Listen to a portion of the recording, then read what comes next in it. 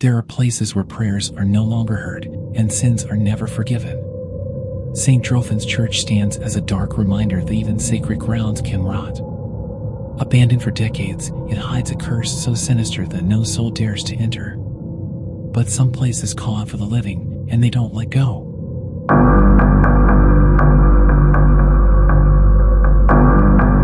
Elliot and Grace, two paranormal investigators, arrive at St. Drophan's, intrigued by the countless reports of strange activity, whispers in the pews, shadows moving across stained glass windows, and candles lighting on their own. The townsfolk say the church is cursed, but Elliot and Grace dismiss it as superstition. They enter the heavy oak doors, and it slams shut behind them with a deafening boom.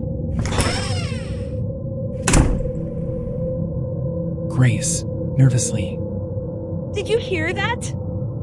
As they venture deeper into the nave, faint voices rise, an eerie hymn as if sung by a ghostly choir.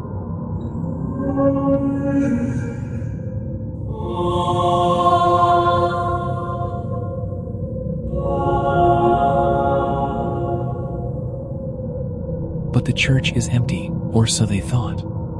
They approach the altar, and the singing grows louder, distorted and dissonant, as if the voices were calling from somewhere beyond the grave.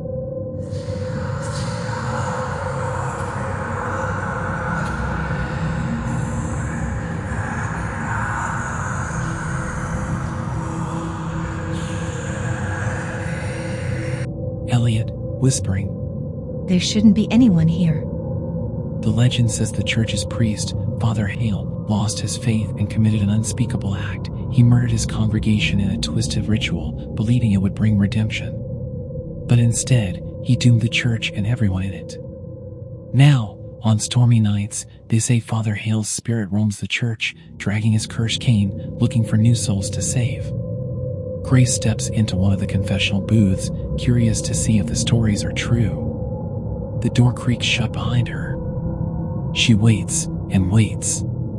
Then she hears it, a voice whispering from the other side.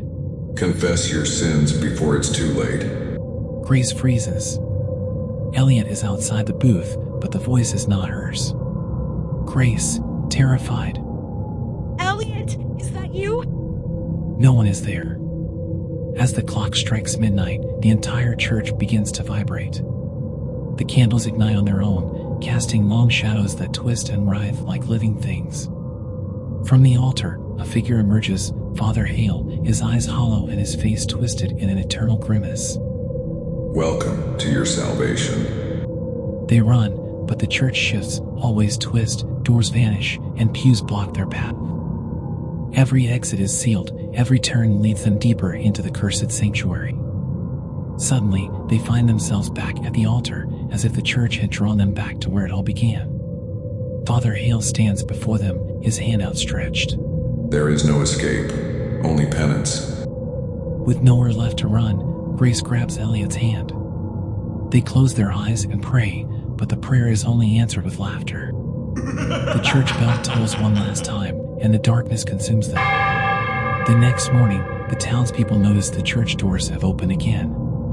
Inside, they find two more bodies, Elliot and Grace, frozen in terror, kneeling at the altar, with their eyes wide open and mouths twisted in silent screams.